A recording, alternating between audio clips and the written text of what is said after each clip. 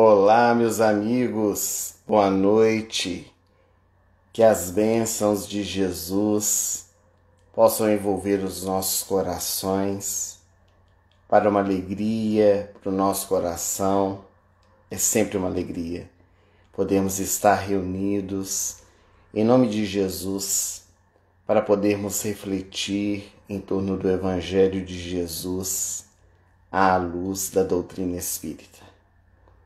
Hoje o nosso encontro pela Casa do Bem de Diamantina, no interior de Minas Gerais, vai em torno do tema Lei Divina em Nós. E para nós iniciarmos as nossas reflexões, nós gostaríamos de convidar os nossos internautas para que possamos, nesse instante, elevar os nossos pensamentos ao mais alto, para fazermos a nossa oração inicial, preparando-nos para o trabalho de conexão com o mais alto e o aprendizado do Evangelho em nossas vidas. Senhor Jesus, Mestre amado, como é bom reservarmos um tempo para trazer a Tua presença em nossos lares. Como é bom, Senhor, dedicarmos um tempo para estudarmos e aprendermos o Teu Santo Evangelho, que nos ilumina, que nos orienta, que nos fortalece em nosso dia a dia. Nessa noite de bênçãos, nós te rogamos as Tuas bênçãos por meio dos benfeitores espirituais, aqueles que trabalham em Seu nome, fim de que possam manejar os recursos em nosso favor, abençoando cada lar aqui representado, cada um de nós que necessitamos tanto do Teu amor. Muito obrigado, Senhor, por essa noite, por essa oportunidade de ser conosco, hoje e por todo sempre. Que assim seja. Sejam todos bem-vindos ao nosso encontro dessa noite.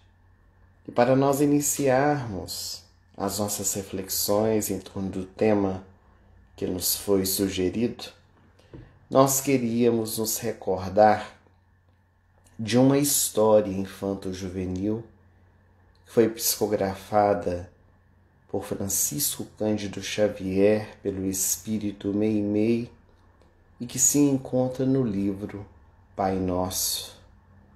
Narra-nos a instrutora espiritual que certa tarde, quase noite, era aquele finalzinho de tarde quando o sol se punha por detrás dos montes, um homem que não conhecia as leis de Deus, estava acompanhado de um pequenino em um pomar de laranjeiras. O sobrinho de 6 anos, chamado Antoninho, estava maravilhado com tudo aquilo que via à sua volta. As laranjas maduras e penduradas nas laranjeiras, algumas colocadas em grandes caixas, aguardando naturalmente o caminhão que viria para recolhê-las. Entre as laranjeiras, bem distante da estrada, andavam o tio juntamente com o sobrinho. De mãos dadas com o tio, o pequenino olhava tudo ao seu derredor, quando de repente o tio de Antoninho retira de uma sacola um grande saco de linhagem e começa a pegar aqueles frutos, aquelas laranjas maduras que se encontravam dentro das caixas, e começou a encher o saco de linhagem. Muito preocupado, Antoninho logo perguntou: "Mas titio, o que você está fazendo?" O tio, colocando o dedo sobre os lábios, lhe disse: silêncio, não fale tão alto, Antoninho. Vamos aproveitar enquanto ninguém não nos vê e apanhemos as laranjas às escondidas. O menino, admirado com a atitude do seu tio, mas o Senhor não sabe que Deus está nos vendo? Naquele instante, o tio ficou pálido e começou a colocar os frutos de volta dentro do grande cesto, dentro das grandes caixas que estavam ali, no meio das laranjeiras. E olhando para aquele céu, que já estava quase escuro, ele disse: obrigado, meu Deus, por me haveres despertado, por ter despertado a minha consciência por meio de uma criança. Muitos de nós somos como o tio de Antoninho. Fazemos às escondidas aquilo que não temos coragem de fazer às claras. Muitos de nós pensamos que ninguém está nos vendo e por isso podemos agir desta ou daquela forma. Mas será? Será que realmente nós não temos sido vistos? Será que estamos ou podemos fazer algo às escondidas? Paulo de Tarso, o grande apóstolo dos gentios, ele dizia que nós estamos acompanhados a todos os instantes por uma nuvem de testemunhas. Podemos não ter pessoas físicas, amigos, parentes ou mesmo desconhecidos ao nosso derredor, para que possam notar as nossas atitudes. Mas estamos sendo vistos, primeiramente por Deus, que é o nosso Pai. Também estamos sendo vistos por espíritos que estão ao nosso derredor, e os espíritos estão em toda parte, mas, sobretudo, estamos sendo percebidos pela nossa consciência, que registra todas as nossas atitudes, que percebe tudo aquilo que nós estamos escolhendo, direcionando em nossas vidas. Um dos atributos da divindade, quando nós lemos o Livro dos Espíritos, a primeira obra da codificação, especialmente na pergunta de número 13, quando o Espírito de Verdade, ele vai nos apresentar os diversos atributos da divindade. Um desses atributos é a onisciência. Deus sabe de tudo o que acontece e sabe mesmo antes que aconteça, porque Deus nos conhece profundamente. Ele sabe das nossas tendências, Ele sabe daquilo que nós somos capazes de realizar, tanto positivo quanto negativamente. Aliás, essa onisciência de Deus é muitas vezes até questionada por muitas pessoas, pelo fato de dizerem que nós não temos livre-arbítrio. Porque se Deus conhece aquilo que nós vamos fazer, aquilo que nós vamos escolher, é porque nós não temos liberdade para isto. Mas essa é uma leitura muito equivocada do que vem a ser a onisciência de Deus. Porque são probabilidades de escolhas, de acordo com aquilo que nós trazemos dentro do nosso coração. Se nós, que somos pais e mães, nós que convivemos com muitas pessoas no nosso dia a dia, muitas vezes temos essa capacidade de antever, de prever aquilo que pode ser escolhido, aquilo que pode ser direcionado pelo outro, de acordo com as suas características. Imaginemos no que diz respeito à relação da divindade conosco. Deus é perfeito, Deus é soberano, Deus conhece todas as coisas. E Allan Kardec, o nosso codificador, ele nos dá um exemplo muito interessante para nós compreendermos isto, a onisciência de Deus. Quando nós estamos no edifício de 12 andares e nós estamos no 12º andar, numa janela, olhando para baixo, a nossa visão é muito mais ampla daquela rua, daquele quarteirão, a depender da visibilidade até de todo um bairro, onde nós conseguimos vislumbrar aquilo que está acontecendo ou aquilo que pode acontecer caso as pessoas continuem direcionando os seus passos naquele caminho que estão seguindo. E assim nós vamos tendo uma visão do que pode acontecer. O que pode acontecer, não do que vai acontecer. Quando nós subimos no alto de uma montanha e olhamos lá embaixo aqueles que ainda vão subir, nós temos mais ou menos uma ideia de quanto tempo aquelas pessoas vão gastar, quais as dificuldades que elas vão enfrentar para subir a montanha, porque nós já subimos antes e sabemos os percalços, sabemos os obstáculos, porque nós vivenciamos. Deus está acima de todos nós. Então a sua presença, ela é marcante em nossas vidas nesse sentido. Mas essa lei divina em nós também está presente por meio da nossa consciência. Allan Kardec, o nosso codificador, também na obra já referida, o Livro dos Espíritos, na questão 621, questiona onde está escrita a lei de Deus. E os imortais respondem: na consciência. Dentro de nós trazemos in situ todas as leis divinas. Nós sabemos exatamente o que podemos e o que não devemos fazer.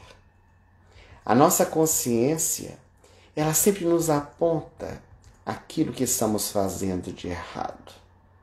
Não entre por este caminho, não escolha essa determinada situação, não siga por essa estrada, mas nós teimamos e fazemos.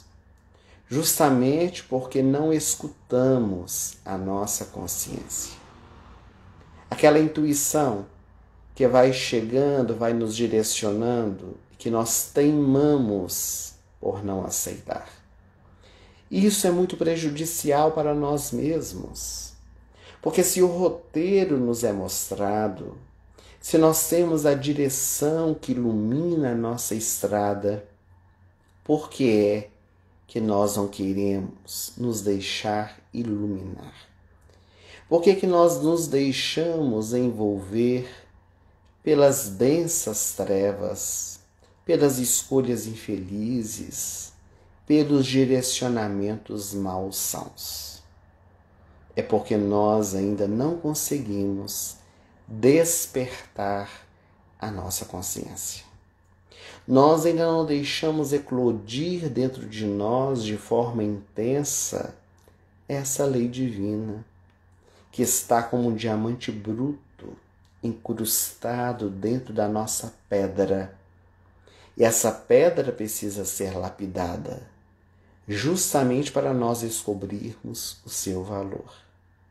A benfeitora espiritual Joana de Ângeles, pelas mãos de Divaldo Franco, em um livro chamado Ser Consciente, ela vai recordar de um biólogo que foi discípulo de Gurdjieff, ele é russo, chamado Robert Diropi. onde ele apresenta, num estudo minucioso, 5 estágios da nossa consciência. No processo evolutivo nosso, basicamente, a nossa consciência se manifesta em 5 estágios diferentes. E esse primeiro estágio, essa primeira fase, o estudioso nos traz a consciência de sono sem sonhos. O que seria isso? O que seria uma consciência de sono sem sonhos? É quando nós nos tornamos seres automatizados. Quando os fenômenos orgânicos, eles falam mais alto em nossa vida e passam a nos comandar. Nós temos algumas situações na nossa vida física que são automatizadas. Existem algumas experiências que fazem parte do nosso organismo físico que é automático, que nós não temos nenhum controle ou não pensamos para realizar. Por exemplo, nós todos estamos aqui reunidos virtualmente e nenhum de nós diz ou pensa dessa maneira. Agora eu vou respirar, vou inspirar. Agora eu vou expirar. Agora eu vou inspirar. E assim sucessivamente. Ninguém pensa para poder respirar. Alguns de nós, agora no período da tarde, tomamos um lanche, comemos alguma coisa antes desse nosso encontro. E neste exato momento, o nosso estômago, ele está fazendo a digestão do alimento que nós ingerimos. E nenhum de nós está dizendo assim: agora o nosso estômago está jogando todas as substâncias necessárias para que faça a digestão. Nenhum de nós pensamos, porque é automático. O nosso organismo age dessa forma.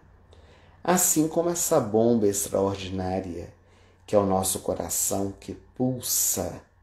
Ninguém diz agora o meu coração vai bater, porque isso acontece automaticamente. São fenômenos inerentes à nossa vontade. Na nossa vida diária, do ponto de vista emocional, do ponto de vista sentimental, muitas vezes nós também somos automatizados. Ou caímos em uma rotina, onde sempre estamos fazendo tudo da mesma forma, do mesmo jeito, ou então fazemos sem pensar, sem meditar, como uma máquina que vai reproduzindo aquilo que está programada para fazer. No nosso caso, seres humanos, que está acostumado a realizar daquela forma. Muitos de nós ainda vivemos essa consciência de sono sem sonhos, num estágio em que para nós felicidade é comer muito, é dormir muito, é fazer muito sexo. E nada lhe traz mais felicidade do que isso. Então são pessoas que não se interessam em buscar realizar coisas. Está deixando a vida levar. Até uma música da MPB que diz isso: deixa a vida me levar, vida leva eu. É como se o indivíduo estivesse anestesiado em relação àquelas experiências. Depois, nós temos a consciência de sono com sonhos, que é um degrau a mais. Quando a nossa consciência ela começa a se dilatar um pouco. E nós vamos percebendo que além de comer, dormir e fazer sexo, nós temos outras questões que também são importantes. E nós saímos então um pouco do fisiológico, dessa busca das questões materiais e passamos a viver um pouco mais a razão. E nesse momento em que a nossa consciência vai sendo desperta, pouco, porque passa a ter sonhos, vão surgir alguns conflitos, que principalmente se apresentarão no nosso estado de sono. Porque os nossos sonos, onde temos os sonhos, vão apresentar muito dos nossos conflitos, muito das nossas dificuldades interiores. Carl Gustav Jung, o notável psicanalista, ele dizia que o sonho é um campo insondável do ser.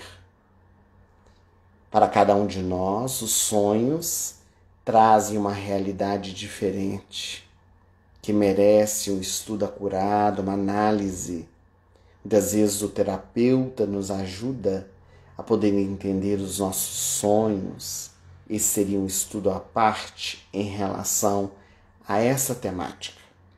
O que nós queremos dizer é que durante o nosso sono, esses nossos conflitos vão se apresentando por meio dos nossos sonhos, sejam as lembranças do passado, as vivências da libido, as questões sexuais. E nós vamos colocando para fora aquilo que realmente nós somos. Então a consciência, ela passa a um segundo estágio, vai desabrochando pouco a pouco. Depois, nós passamos a uma terceira fase, que Robert de Rope, na palavra de Joana de Ângeles, nos traz como sendo a consciência de sono acordado. Nesse momento, o ser passa a ter determinação, muita vontade, passa a ter ideais, passa a ter objetivos. E isto é muito importante na nossa vida. Esse terceiro estágio, ele está muito presente no nosso dia a dia. É quando nós começamos a ter interesses daqueles mais variados para conquistas, sejam elas materiais ou espirituais. Porque as conquistas materiais, elas também são muito importantes na nossa vida. Muitas vezes, nós não compreendemos isso e atacamos as pessoas que têm sonhos ideais voltados às questões materiais. A compra da casa própria, um carro que nos dê a locomoção, um telefone que nos dê possibilidade de comunicação, um conforto no nosso lar, uma viagem dos nossos sonhos. Tudo isso é muito importante, nos faz movimentar a vida. Mas nós não podemos nos esquecer, nesse momento de despertamento da nossa consciência, para o sono acordado, o sono desperto, que nós precisamos também ter sonhos ideais espirituais. Precisamos ter direcionamentos que nos auxiliem a progredir moralmente. Viktor Frankl, que foi um sobrevivente do Holocausto da Segunda Guerra Mundial, em um livro chamado Em Busca de Sentido, ele nos diz que nós precisamos saber o que a vida deseja de nós, o que a vida quer que nós façamos. E nós só vamos descobrir isto, a finalidade da nossa existência, o que realmente nos é essencial, quando nós nos autoconhecermos. Quando nós conseguirmos encontrar os direcionamentos dentro de nós, que é essa lei divina, que lateja dentro de nós, que quer eclodir, mas é necessário que nós permitamos. Então, o conhecimento de nós mesmos muito auxilia neste processo de vivência, para que justamente com os direcionamentos nós possamos corrigir, nós possamos nos transformar, melhorar interiormente. Mas o terceiro estágio, que é essa consciência de sono acordado, não é ainda o ideal. É preciso que nós sigamos adiante, que nós nos esforcemos para caminhar a um quarto estágio, que é a consciência de transcendência do eu. O próprio nome já nos fala um pouco do que é essa consciência. A transcendência do eu. É quando nós saímos um pouco do centro para enxergar tudo o que está à nossa volta. Saímos do egocentrismo e começamos a compreender que nós vivemos em sociedade. E começamos a perceber que nós estamos caminhando todos para entrelaçarmos as nossas forças a fim de alcançarmos a nossa evolução. Que nós estamos na mesma nau, mesmo barco, onde precisamos nos solidarizar uns com os outros. Precisamos estender a mão àqueles que estão na retaguarda, para que juntos nós sejamos melhores.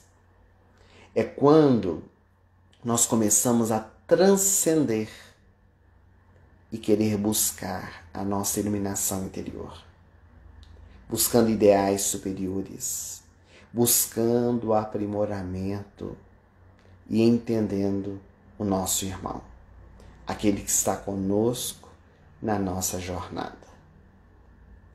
Contudo, meus amigos, nós só atingiremos a consciência cósmica, que é o último estágio da nossa consciência, que é realmente a lei divina se manifestando na nossa vida, quando nós conseguirmos superar os nossos conflitos, quando nós conseguirmos apaziguar as nossas angústias, as nossas dificuldades interiores.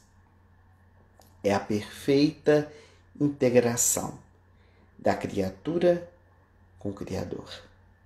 É quando as leis divinas elas se manifestam em nossas vidas por meio das atitudes. Quando elas se apresentam na nossa prática, na nossa vivência. Nós poderíamos dizer, a título de exemplo, que Paulo de Tarso, ele conseguiu atingir essa consciência cósmica, de tal forma que ele asseverou: já não sou eu quem vivo, mas o Cristo que vive em mim. Isto é a integração com a lei divina. É nós enxergarmos nesse nosso irmão a figura do Cristo ou as leis divinas, não por causa das suas palavras, mas pelas suas atitudes. Maria Teresa de Calcutá, ela dizia: eu sou um lápis nas mãos de Deus, para que Ele escreva por meu intermédio o que lhe aprouver. Consciência cósmica, entendimento do mais além. E todos nós chegaremos a esse estágio, quer queiramos ou não, porque é inerente ao nosso ser, esse progresso que nós devemos fazer gradativamente.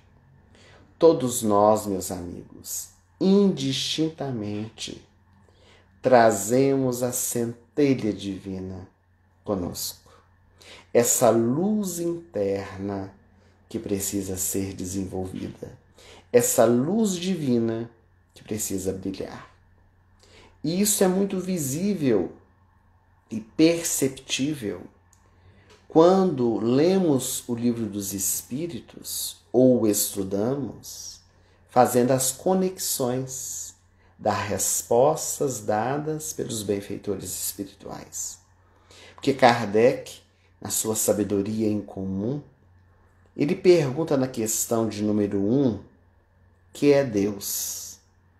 Ele então despersonifica a divindade. Ou seja, Deus já não é mais aquele homem idoso, velhinho, de longas barbas brancas, com cajado na mão, assentado ali no trono com o cajado na mão. Porque ele não pergunta quem é Deus. Ele pergunta que é Deus. E os imortais respondem: inteligência suprema, causa primária de todas as coisas. Mas a questão 76, um pouco mais à frente, ele pergunta assim: que definição se pode dar dos espíritos? E os próprios espíritos respondem: pode-se dizer que os espíritos são os seres inteligentes da criação, que povoam o universo fora do mundo material. Ora, se Deus é a inteligência suprema, se nós somos os seres inteligentes da criação, isso significa que nós trazemos uma centelha divina. Nós trazemos essa parcela divina dentro de nós. As leis esculpidas, a presença do Pai, a nossa hereditariedade divina, com todas as potencialidades para serem desenvolvidas. E essa candeia viva, ela só pode eclodir e desenvolver a partir de uma série de fatores. A nossa transformação moral, a prática das leis divinas, a vivência delas, já que trazemos in situ, já que sabemos, agora é vivenciar. A descoberta do nosso Deus interno. Até os nossos irmãos orientais, eles têm aquela frase que diz Namastê, ou seja, o Deus que habita em mim saúda o Deus que habita em ti. É a reconhecimento deste Deus interno que trazemos dentro do nosso coração. O autodescobrimento que nós já nos referimos, dentre vários outros fatores. Então é muito importante, meus amigos, que nós reconheçamos a necessidade de fazermos essa viagem, esse despertamento, justamente para que as leis divinas elas ajam em nossa vida e nós deixemos que elas nos iluminem.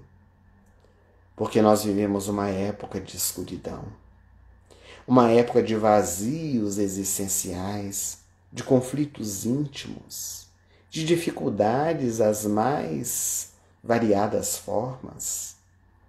Mas nós podemos sair dessa condição no momento em que nós paramos, meditamos e deixamos refletir em nós a presença de Deus. Mas talvez os nossos internautas que estão nos acompanhando nas nossas reflexões possam estar pensando assim: mas qual a certeza que nós temos disso? Realmente é assim? Realmente nós trazemos essa centelha, essa lei divina em nós? Como podemos comprovar isso em nossa vida? Allan Kardec, nosso codificador, que era um grande cientista, pesquisador, ele um dia afirmou que se algum dia na história da humanidade a ciência convencional ela comprovasse que o espiritismo estivesse em erro em um ponto, nós deveríamos deixar aquele ponto para poder seguir a ciência. Mas o que tem acontecido é justamente o contrário, porque a ciência, ela tem a cada dia comprovado mais e mais os postulados do Evangelho de Jesus e da doutrina espírita. E desde o ano 2000, quando o Dr. Francis Collins, um geneticista dos Estados Unidos, ele apresentou à humanidade o projeto Genoma Humano para estudar o DNA, abrindo campo para que outros cientistas pudessem se debruçar e conhecer um pouco mais a criatura humana. 2 anos depois, Dr. Jim Hammer, ele é americano, em pesquisas científicas realizadas dentro do laboratório, dentro do seu consultório, ele pôde comprovar que nós, as criaturas humanas, possuímos um gene que é responsável pela nossa crença em Deus. E ele se manifesta na nossa vida. Mas como ele descobriu isso? Através de eletroencefalogramas retirados do cérebro, fotos minuciosas, em que ao colocar os seus pacientes na máquina, quando o cérebro era fotografado, ele percebia que nos lobos frontais, essa parte da frente do nosso cérebro, detectava-se nos seus pacientes uma estranha luz que brilhava. E o mais curioso é que essa luminosidade era variada de paciente para paciente. Em algumas, essa luz era quase imperceptível. Outros, essa luz era muito intensa. Outros, quase apagada. Então, ele quis entender que luz era aquela. E começou a fazer as suas pesquisas. Então, ele colocava os pacientes dentro do eletroencefalograma e falava palavras comuns, substantivos comuns. Cadeira, porta, mesa, janela. E aquela luz não se manifestava. Mas quando ele dizia uma palavra relacionada à espiritualidade, Deus, Jesus, Moisés, Corão, Bíblia, aquela luz brilhava, como a denotar que aquele era um ponto em que se manifestava a fé do indivíduo em Deus. E ele percebeu que havia alguns indivíduos que a luz não brilhava e que ela estava quase que apagada, mas presente. E ele percebeu que essas pessoas eram chamadas ateias, que tinham a potencialidade, mas não tinham desenvolvido. Uma pesquisa científica, demonstrando que nós trazemos dentro de nós esse ponto, esse gene de Deus, que o Dr. Jim Hammer chama VMAT2. Há inclusive um livro, que não é espírita, logicamente, ele é arreligioso, um livro que se encontra nas livrarias comuns, O Gene de Deus, onde ele conta toda essa experiência e a sua pesquisa. Vale a pena ler. Então nós percebemos que as pesquisas científicas, elas já demonstram que temos em nós essa lei divina, a presença de Deus em nossas vidas. E Jesus, no seu Evangelho, já nos falava a respeito disso. Brilhai a vossa luz diante dos homens e não a coloquei debaixo do candeeiro. Colocai sobre ele, para vos iluminar e todos aqueles que estão à sua volta. E ainda mais, vós podeis fazer tudo o que eu faço e muito mais. São pequenas coisas, gestos que às vezes não possuem significado algum. Um aperto de mão, um sorriso, um bom dia, boa tarde, boa noite, cordialidade, gentileza, que vão fazendo a diferença ao nosso derredor e fazendo despertar as nossas potencialidades. Mas nós queríamos compartilhar uma história real para falar a respeito da lei divina em nós, para demonstrar que é possível nós desenvolvermos dentro do nosso coração essa potencialidade. Essa história ocorreu em Los Angeles, quando uma família muito rica possuía um filho chamado Mork, que possuía 5 anos de idade. O menino tinha tudo o que o dinheiro podia comprar. Possuía uma babá que cuidava com desvelado carinho. Seus pais trabalhavam fora. Tudo aquilo que ele desejava sempre tinha dos seus genitores. E um dia, a sua mãe chegou do trabalho. Ela estava tão feliz. Mork veio correndo, pulou nos seus braços. Ela o aconchegou junto do peito, assentou-se com o menino ao sofá. Ele estava no seu colo. Ela passou a mão nos seus cabelos encaracolados e disse: Mork, mamãe tem um presente para você. Ah, mamãe, eu adoro presentes. E onde está? Espere, Mork. Você está muito ansioso. Mamãe tem um presente muito especial para te dar, mas vai chegar somente daqui aproximadamente 7 meses. Como assim, mamãe?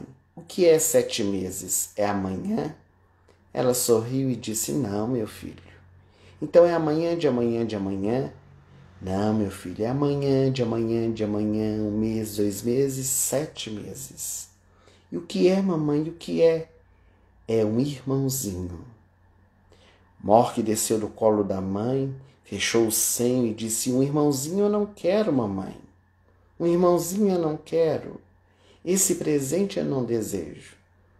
E ela ficou um pouco assustada com a reação do filho. Ele estava acostumado, tudo era para ele. Mas, Mork, vai ser muito bom você ter um irmãozinho. Porque a mamãe vai te dar uma bola e dar uma bola para ele. Vocês vão brincar juntos. Vai ser muito bom. Uma bola eu quero, mamãe. Um irmãozinho não. A mãe entendeu que era natural. Mas com o passar do tempo começou a ficar preocupada, porque o menino relutava em ter um irmãozinho. Os meses se passaram. Agora ele estava 4 meses de gravidez. A barriga já um pouco protuberante. Chegou em casa e chamou Mork. Ele veio. Mamãe quer conversar com você. É sobre o seu presente. O presente que eu não quero, mamãe? É, meu filho. Mas hoje a mamãe fez uma ultrassonografia. Ultra o quê, mamãe? Ultrassonografia, meu filho. A mamãe tirou um retrato de dentro da minha barriga e descobri algo. Eu descobri que, em verdade, o presente que vai chegar para você não é um irmãozinho. É uma irmãzinha. Mork arregalou os olhos e disse: uma irmãzinha, mamãe? Ah, uma irmãzinha eu quero. E onde ela está, mamãe? Ela está aqui, meu filho, aqui dentro da minha barriga. E eu posso colocar a mão? Pode, meu filho. E as mãos do pequenino se estendeu. Ele colocou a mão sobre a barriga da mãe e fechou os olhos e começou a cantar uma bela canção. Você é meu sol, eu sou um botão de rosas. Venha depressa aquecer-me para eu desabrochar. Você é o meu sol, eu sou um botão de rosas. Venha depressa me aquecer para eu desabrochar. À medida que Mork cantava, parecia um rouxinol na sala da bela mansão. O pai veio correndo para poder escutar, emocionado. A mãe chorava, todos em silêncio. E a partir daquele dia, onde Mork encontrasse com a sua mãe, no corredor, na cozinha, no banheiro, no quarto, na sala, ele esticava suas mãozinhas, passava no ventre da mãe e cantava a bela canção do amor. Durante todo o período da gravidez. 5 meses, 6 meses, 7º mês. No 7º mês, a mãe de Mork, pela madrugada, levantou-se, foi ao banheiro e de repente a bolsa estourou. O marido ficou desesperado.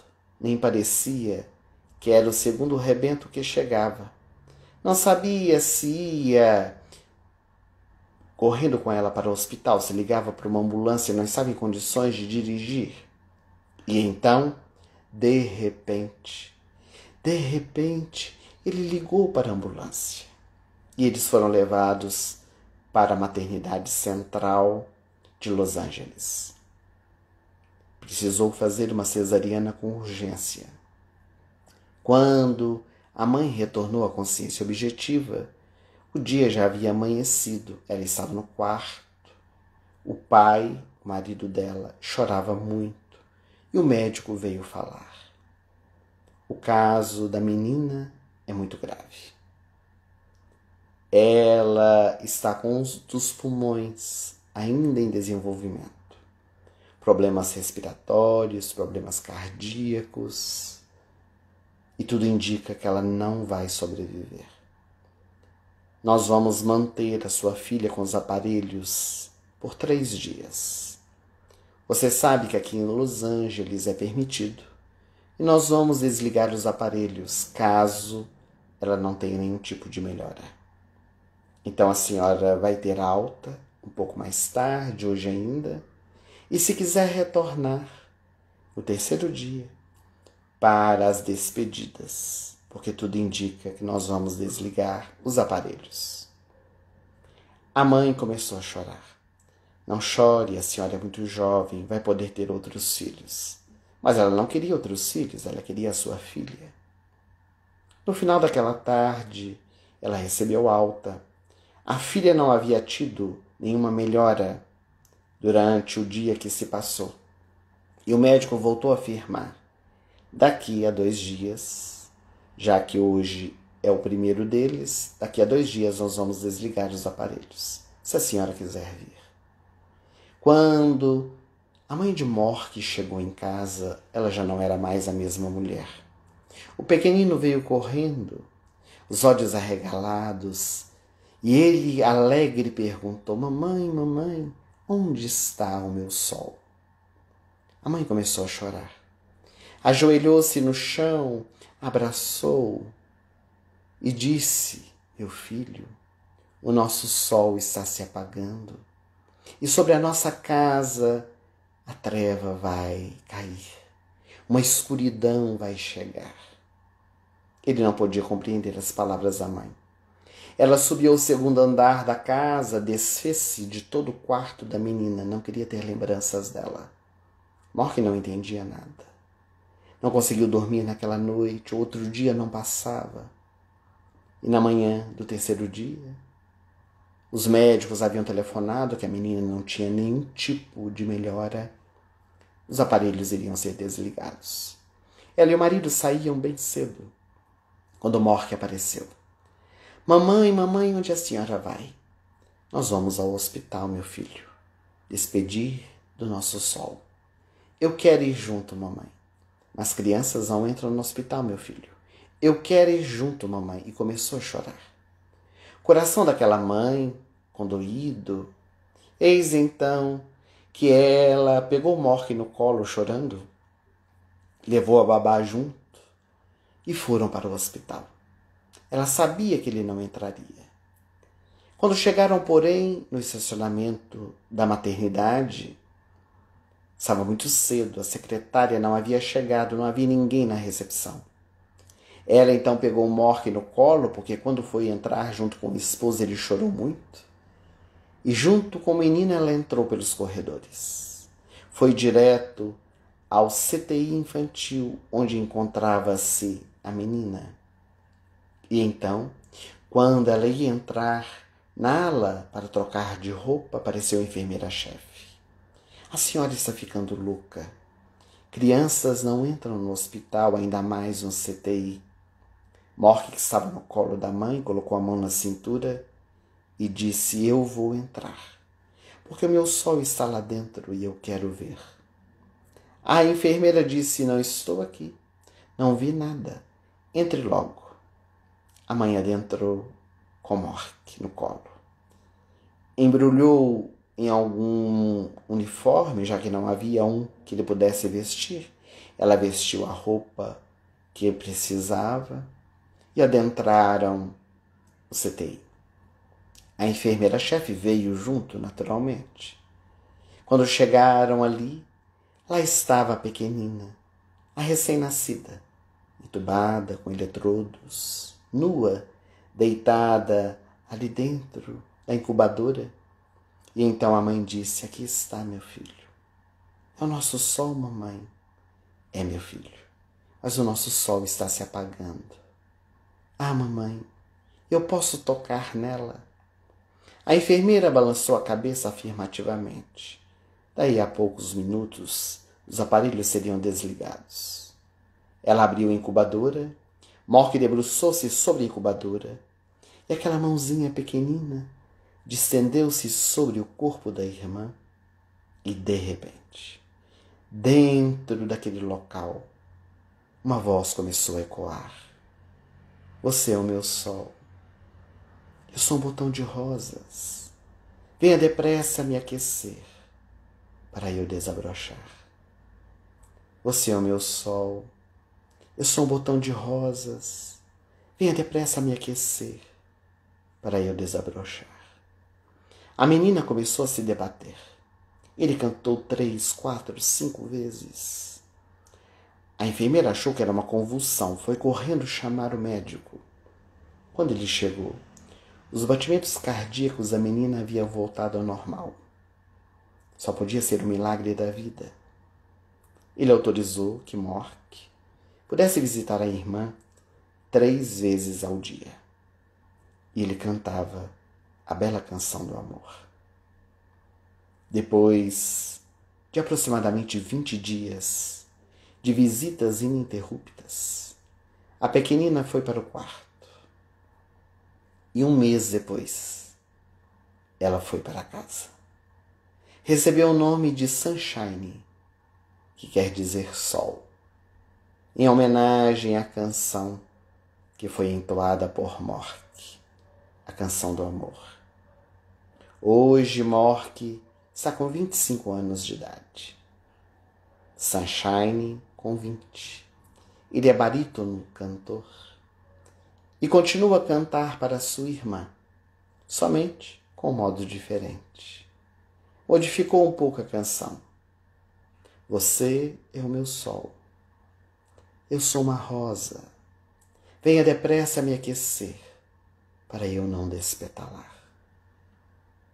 Todos nós, meus amigos, temos um sol de primeira grandeza que nos ilumina a vida.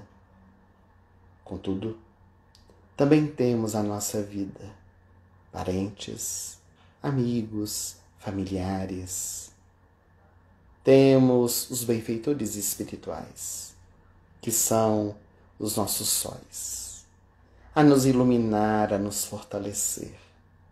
Porque todos nós trazemos essa lei divina, trazemos essa luz que pulsa e que pode nos auxiliar, como também auxiliar aqueles que estão ao nosso derredor.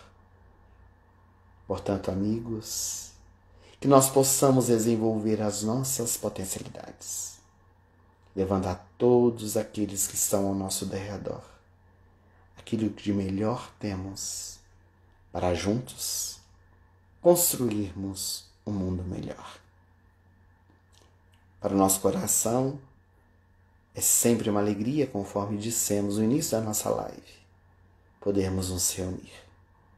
Queríamos agradecer a todos os nossos internautas que estão conosco aqui online, agradecer pela presença, pelas vibrações, pelos comentários, desejosos que nós possamos nos fortalecer cada vez mais para que o Evangelho rebrilhe dentro dos nossos corações, fortalecendo-nos em nossa estrada.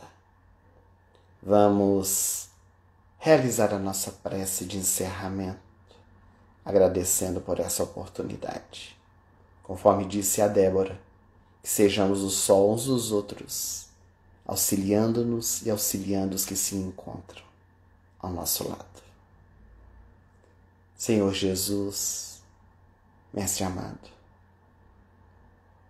ajuda-nos e auxilia-nos a brilhar a nossa luz, para podermos iluminar os corações daqueles que estão conosco na jornada. Tem misericórdia das nossas mazelas, das nossas imperfeições. Que brilha mais, Senhor, com a luz do seu Evangelho, para que possamos ser melhores a cada dia. Muito obrigado, Senhor, por essa oportunidade. Muito obrigado por este encontro virtual. Abençoe a todos nós e esteja sempre conosco, por todo sempre. Que assim seja. Muito obrigado, meus amigos. Uma boa noite e até breve oportunidade, se Deus quiser.